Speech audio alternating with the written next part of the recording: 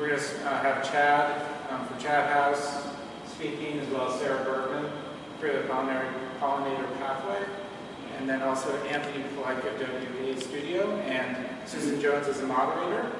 She'll start out and do more kind of descriptive introductions to kind of get us started. So thank you all for coming, and thank you also to Henryville for providing the space, and we'll get going. Thanks, Graham. So I was really thrilled when Graham asked me to do the moderator for this. I've been to a couple of the events, I've been to all of them, but it is a large, there's a series, and the focus of this one is workshop. And so we try to take a very liberal approach and broad approach to the idea and concept of workshop, and started thinking about it both, of course, as a physical workshop space.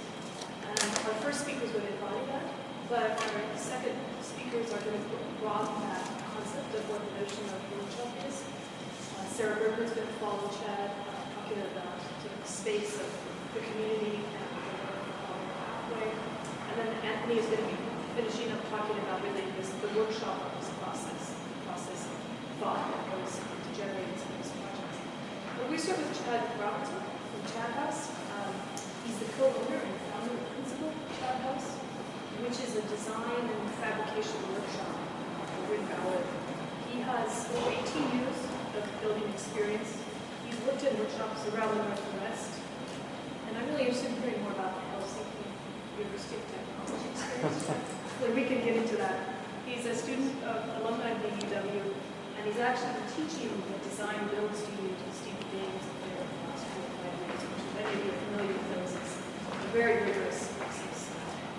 Involves a tremendous amount of hands-on. It was really one of those hallmarks of the foundation of the program students. So that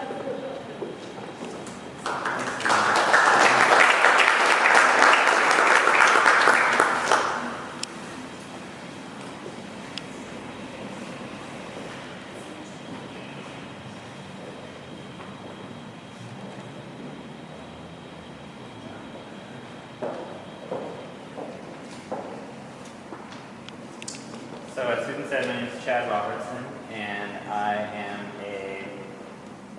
I'm a designer and a builder and an owner of Chadhaus. And our workshop is located in the industrial neighborhood of Ballard here in Seattle. And we like to think of our workshop as part laboratory, part design studio, and part production workshop. So the way that we have the workshop organized is it's a pretty open space with a design studio up above and a lot of different tools and machines filling up the workspace. We have a full wood shop and then a metal shop in the back. This is an image of our design studio, which hovers just above the workshop part of the space. And we really couldn't do what we do without our workshop. It's how we create everything that we create. And you're probably wondering at this point, what is it that we do? Well, we design things and we make them. And now you're probably wondering, well, how do they make these things, these folks at Chadhaus? And I'm going to talk a little bit about the process of how we transform raw materials and ideas into these new tangible objects and spaces. Oftentimes our process starts with some kind of a sketch or an idea. Either it's generated from me or from my wife and business partner Emily, and sometimes from our employees, and Diana is over there as well. So we start to work through these ideas in sketch form, and then we're able to take these ideas and then translate them directly into either drafting or digital models. But we still consider that part of the sketch phase. It's still, these ideas are are not necessarily things that are worked out at this point. And once we get these drawings created, oftentimes there's this back and forth that starts to happen in the shop.